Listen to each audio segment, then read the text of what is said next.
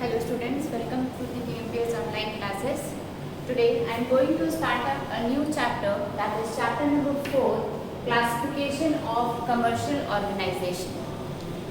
In this chapter, as you are already learned that what is profit and non-profit organization. आपने पहले भी पढ़ा है कि profit और non-profit organization क्या होता है. Profit organization is those organization which are comfortable in earning money.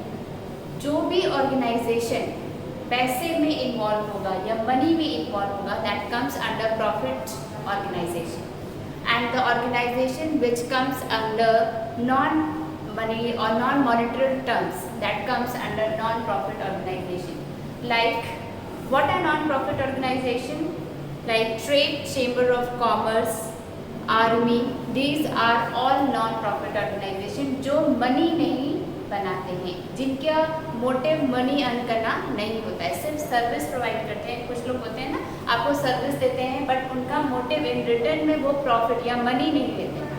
That is known as non profit organisation. Now today we will learn the classification of commercial organization. As a commercial organization is comes under the profit organization. See here the definition of commercial organization is given here. First, organization which undertake commercial activities is known as commercial organization. जो भी organization, जो भी activities आपकी commercial activities में involve होगी, जो भी organization आपका commercial activities में involve होगा, that comes under commercial organization. The main motive is to earn money. उनका main motive क्या होता है कि सिर्फ पैसे कमाना.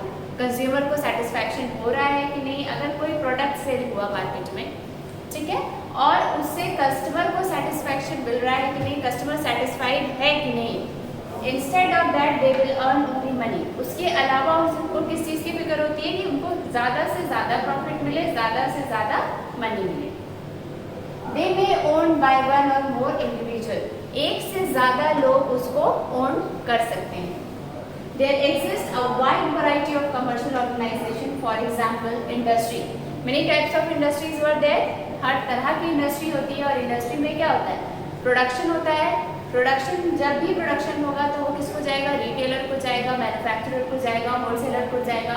और ये क्या होगा, आपस में लिंक होते हैं. जब लिंक होंगे तो उनका मोटिव क्या हो जाएगा, प्रॉफिट कमाना और मनी कमाना.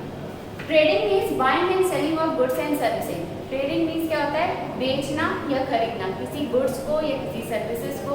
व्हाट आर सर्विसेज, जो suppose a teacher teachers you, हम आपको टीच कर रहे हैं, हम आपको पढ़ा रहे हैं, तो क्या कर रहे हैं, trading. It comes under trading. हम आपको कोई सर्विस प्रोवाइड कर रहे हैं, उसके रिटर्न हमें क्या मिलता है, सैलरी मिलता है. That comes under trading. जब भी आप कोई गुड्स परचेज करने जाते हो, what is goods, goods means product. Understood. जब भी आप कोई प्रोडक्ट परचेज करने जाते हो, उसके रिटर्न में आप मनी देते हो, पैसे देते हो, that comes under trading. That buying and selling of goods and services is known as trading. Transportation, as you all know, transportation means going from one place to another. एक place से किसी जगह जाना, किसी और जगह जाना, या एक गुड्स को, सपोज कोई आप सामान खरीद, आपने देखा होगा बहुत सारी ट्रक्स वगैरह गुड्स से भी करियर होती, तो that comes under transportation. Means एक सामान को दूसरी जगह सामान को पहुंचाना, that comes under transportation. Warehousing, suppose आप देखे होंगे कि जो भी वेजिटेबल्स होती हैं या कोई भी प्रोडक्ट होते हैं, तो उसको क्या करते हैं सेलर, कुछ सामान होल्ड करके रखते हैं ताकि जब भी उनकी महंगाई या डिमांड ज़्यादा हो तो उनको ज़्यादा पैसे पे आप बेच सको. तो उनको वो कहाँ स्टोर करते हैं, वेयर हाउस में. कहाँ स्टोर करते हैं, warehouse. Warehouse is a place where goods are store for future uses. बाद में यूज करने के लिए वेयर हाउस, जो भी प्रोडक्ट वहाँ पे स्टोर किए जाते हैं, that comes under warehouse. Banking, banking you all are familiar with it. Banking means जहाँ पे आप जाते हो, ट्रांजैक्शन से रिलेटेड, मनी से रिलेटेड वर्क होते हैं. आप जाओगे, डिपॉजिट्स होते हैं, यहाँ पे कैश डिपॉजिट्स होता है, चेक डिपॉजिट्स होता है, आप मनी ट्रांसफर करते हो, all comes under your banking. Banking, now banking are very much easier from earlier days. पहले से अब बैंकिंग बहुत ज़्यादा ईजी हो गई है, सारी चीज़ें ऑनलाइन हो गई है. आपको मनी ट्रांसफर करना हो तो within a second you can transfer from one account to another account. आपको FD, RD, whatever you want to do, you can do online. आपको बैंक जाने की भी ज़रूरत नहीं पड़ती है. आप घर बैठे ही मोबाइल पे आप बैंकिंग यूज कर सकते हो। This is advertisement. Advertisement, many products are based on advertisements only. Suppose अगर कोई प्रोडक्ट न्यू लॉन्च हुआ और कंज्यूमर्स को कैसे पता चलेगा, हम और आपको कैसे पता चलेगा कि ये प्रोडक्ट नया मार्केट में आया है या कोई भी नया सामान मार्केट में आया है, तो वो किसके थ्रू पता चलेगा? आपकी एडवर्टीजमेंट के थ्रू। कोई नया मोबाइल आता है, उसका एड्स इतने ज़्यादा देते हैं ताकि आपको उस मोबाइल के बारे में, उस प्रोडक्ट के बारे में पहचान सकें या जान सकें। एंड अदर्स, बहुत सारी ऐसी चीज़ें हैं जो कमर्शियल ऑर्गेनाइजेशन में इन्वॉल्व हो। These are the only examples. ये सब क्या हैं? ये सब आपके एग्जाम्पल्स हैं। इससे भी ज़्यादा आपकी कमर्शियल ऑर्गेनाइजेशन की चीज़ें यूज होती हैं ना। कमर्शियल ऑर्गेनाइजेशन में भी माइक्रो, माइक्रो मीन्स सबसे छोटा, बहुत मिनी सा। स्मॉल, स्मॉल मीन्स माइक्रो से थोड़ा सा बड़ा। Medium and large. आपने देखा होगा माइक्रो फाइनेंस आजकल बहुत ज़्यादा चल रहा है। मीन्स जो सबसे छोटी कंपनियां होती है, बहुत स्मॉल लेवल पे जो भी वर्क करते हैं, that comes under micro. Small finance आपने देखा होगा ना, in banking also micro finance is there, small finance is there.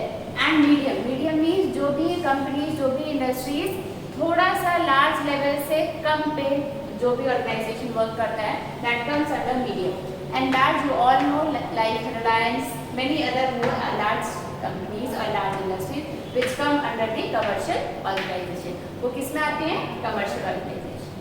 I hope you all have understood the concept of commercial organization. commercial organization में कुछ भी नहीं है, जो चीज़ें आप डेली जिंदगी में यूज करते हो, देखते हो, that comes under your commercial organization. Now, classification of commercial organization, it is comes under 3 parts. Private sector, public sector and joint sector enterprises. Private sector, it is totally owned by the private individuals, means इसमें government का involvement नहीं होता है। इसमें जो भी profit earn होता है, जो भी वर्क होता है, totally depends on the individual. जो भी उसका ओनर होता है उस पर डिपेंड करता है। पब्लिक सेक्टर, यहाँ पे गवर्नमेंट सिर्फ इन्वॉल्व होती है, state government and central government both.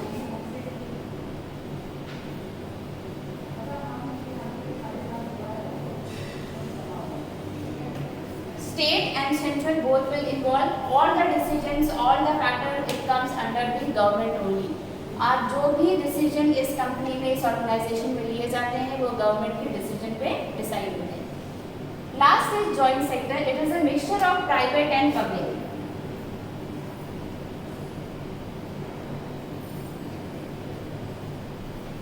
Why it is a mixture of private and public? Because it combines both private and public sector here. इसमें आपके प्राइवेट इंडिविजुअल्स भी इन्वॉल्व होते हैं एंड गवर्नमेंट भी involve होती है। दे आर म्यूचुअल कंसेंट और दोनों के म्यूचुअल कंसेंट से ही यहाँ पे वर्क होता है। That is known as it is joint sector. Now we will go through one by one. First is private sector enterprises, second is public sector enterprises and third is joint sector enterprises. Let's read what is private sector enterprises. As I have told you earlier, private sector enterprises are those enterprises or those organization, ऐसी organization जहाँ पे सिर्फ individual work होते हैं, सारे decision individual person लेता है, is known as private sector enterprises. These undertakings are owned, controlled and financed by private businessmen. Own means जिसने खरीदा है, जो ओनर है उसका, जो कंट्रोल करता है मीन्स पूरा मैनेजमेंट जो देखता है, और जिसके पैसे लगे होते हैं, जो कैपिटल जिसने लगाया होता है, that is known comes under the private sector. जो ये तीनों, what are the three things?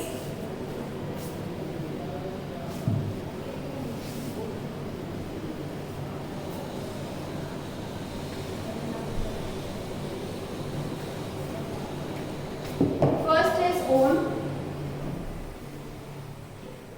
second is controlled and third is financed. All these are controlled or governed by private individuals. कौन इनको देखता है? Private individual. कोई भी particular person इनको होल्ड करेगा। Understood what is private sector enterprises? Now, the main motive of this enterprises is to earn money. सिर्फ और सिर्फ इनका main profit. Understood? Now we will do one by one the features of the private sector enterprises. As I have told you, it is totally depend on the individuals of a particular sector. Suppose first is private ownership and control. इसमें किसी भी state का, किसी भी government का involvement नहीं होता है. जो भी ओनर होता है और जो भी उसकी मैनेजमेंट होता है, it is particularly own by the individual.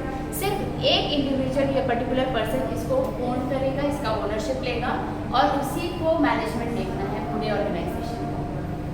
Now second is profit motive. इसमें कस्टमर सेटिस्फैक्शन नहीं आता है.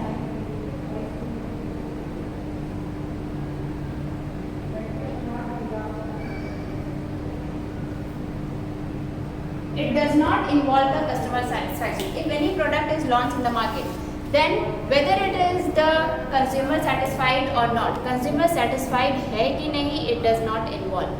वो इसको involve नहीं करते. सिर्फ इसको involve कौन करता है?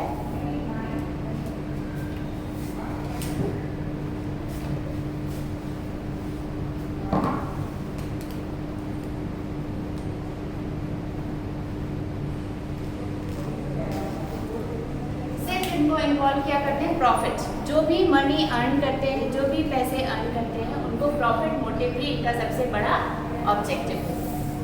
Third is no state participation. As you all know, इसमें कोई भी state means government. Here state means government. इसमें कोई भी गवर्नमेंट का पार्टिसिपेशन नहीं होता है. Only it involves the particular individual person. Fourth is private finance government.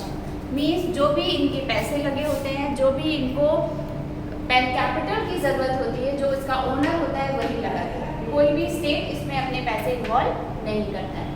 And last is independent management. It is totally control and manage bye particular individual person. इसको एक individual person ही इसको manage करता है, control करता है, own करता है. Understood? What is private sector enterprise? Means no involvement of government. You simply know no involvement of government. Understood? Now, the second topic is public sector enterprises. Here, public means government. यहाँ पे public का मतलब क्या होगा? Government sector enterprise. Means यहाँ पे आपके publicly state ownership होते हैं. First of all,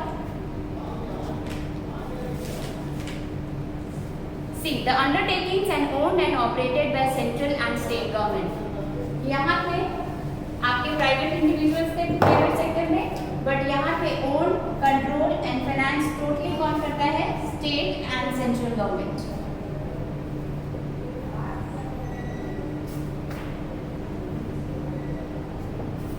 There is no involvement of a particular individual. इसमें कोई भी इंडिविजुअल का इन्वॉल्वमेंट नहीं होता है.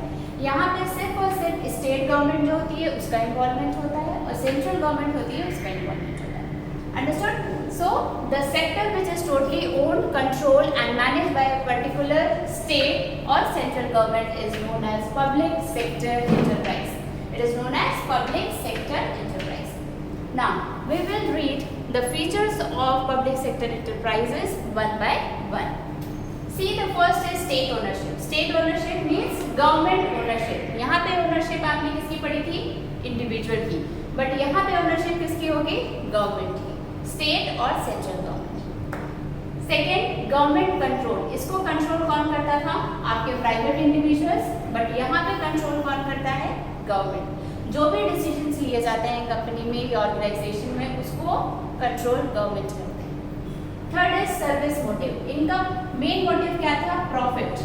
बट इनका मेन मोटिव क्या है? सर्विस देना. कस्टमर सेटिस्फैक्शन यहाँ पे आ जाएगा.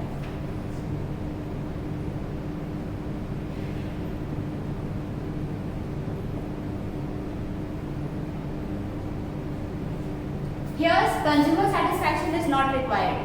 यहाँ पे सिर्फ मेन मोटिव इनका है कि जितना ज़्यादा से ज़्यादा प्रॉफिट आ सके किसी ऑर्गेनाइजेशन का, उसको ये कंसीडर करते हैं. बट यहाँ पे इनको प्रॉफिट मोटिव नहीं होता है. यहाँ पे इनको कस्टमर सेटिस्फाइड, जितना आपके consumer means your public like us, जो भी कस्टमर जो भी प्रोडक्ट यूज करता है उसको कंज्यूमर बोलते हैं.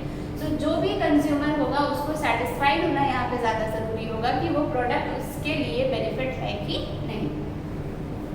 फोर्थ है स्टेट फाइनेंस। यहाँ पे फाइनेंस कौन करता था?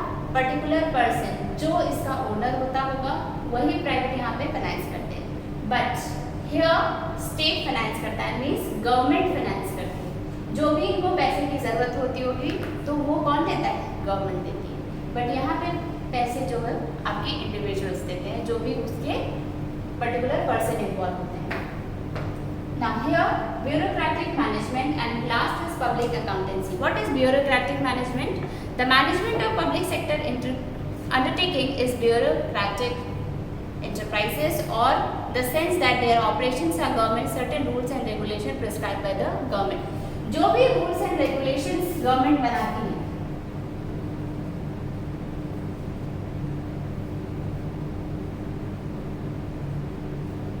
जो भी प्रिस्क्राइब करते हैं, जो भी रूल्स एंड रेगुलेशन किसी ऑर्गेनाइजेशन में फॉलो होते हैं या प्रिस्क्राइब है, उसको उसके हिसाब से वर्क हो रहा है कि नहीं ऑर्गेनाइजेशन में, उस हिसाब से मैनेजमेंट प्रॉपर्ली किया जा रहा है कि नहीं, that comes under bureaucratic management. Means simply means it is the rules and regulation governed by the central और the state government.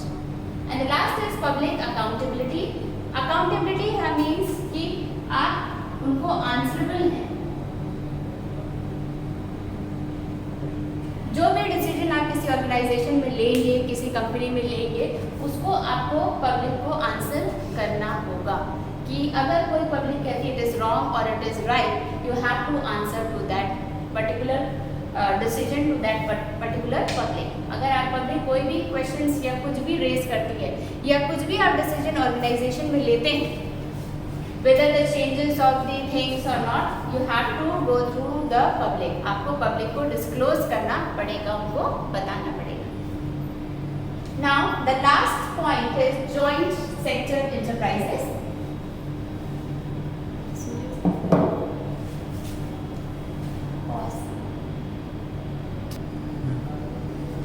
Now what is joint sector enterprises? As we already learned, private and public. It is a mixture of both private and public.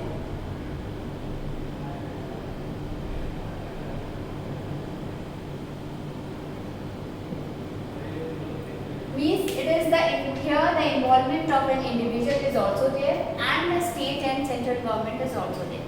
दोनों के involvement से ही आपके joint sector enterprise बनते हैं। Means यहाँ पे individual भी अपना decision ले सकते हैं और गवर्नमेंट भी ले सकते हैं, या तो म्यूचुअल कंसेंट से दोनों के डिसीजन कंसीडर किए जाते हैं। So joint sector consist of business undertakings where the ownership, control and manage is shared jointly by the government. See यहाँ पे ownership as a ownership, control plus management, all three are controlled by both the concerned, means private and public, means private here, private individuals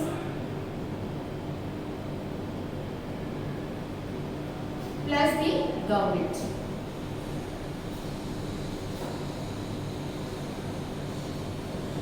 Understood? Now the private entrepreneurs and the public at large, means दोनों का concern यहाँ पे होना जरूरी है। Indian oil corporation, Cochin refineries and Gujarat state fertilisers are the examples of joint sector enterprises. आपकी बहुत सारे एग्जांपल्स आपने पढ़े होंगे। तो first is Indian oil corporation, इससे आप बहुत फेमिलियर होंगे। सो एग्जांपल है इंडियन ऑयल कॉर्पोरेशन।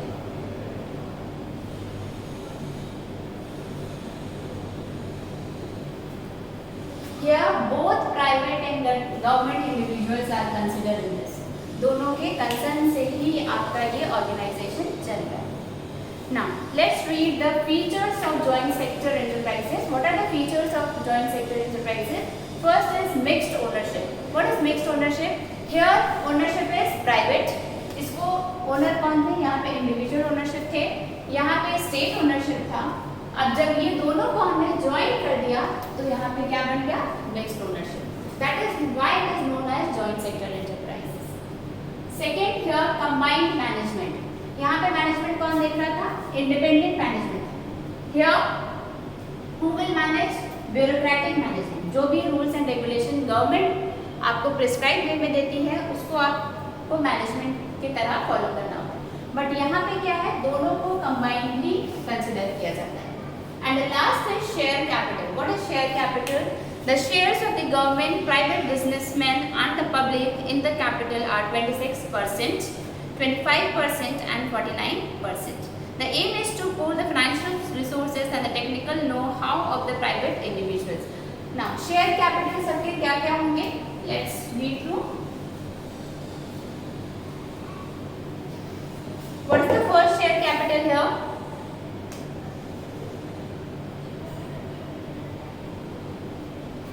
26%. 26% आपके किसके हो गए? प्राइवेट के. Then second is 25% आपके पब्लिक के and 49% your joint stock. 49% respectively. Understood? यहाँ पे joint किया. So these are the share capitals. Share capital means जो भी आपका amount. What if first you know what is capital? Capital होता क्या है? Capital means the amount which is invested by the owner, which are invested by the owner in the company.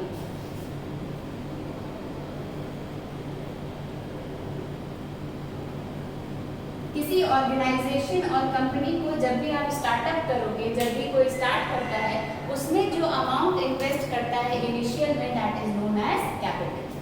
जो भी amount लगाता है, सपोज आपने कोई shop open की, उस शॉप को ओपन करने के लिए जो भी आप अमाउंट, जो भी पैसे आप उसमें इन्वेस्ट करेंगे, that is known as capital. And here the capital, share capital, it is divided into 3 parts or 3 percentage, 26%, 25% and 49%. So today we have learned 3 sector enterprises, that is first is public, private, public and joint, and its features. Now I hope you all have understood the chapter. If you have any doubt, please go through the chapter and ask me. Thank you class, have a nice day.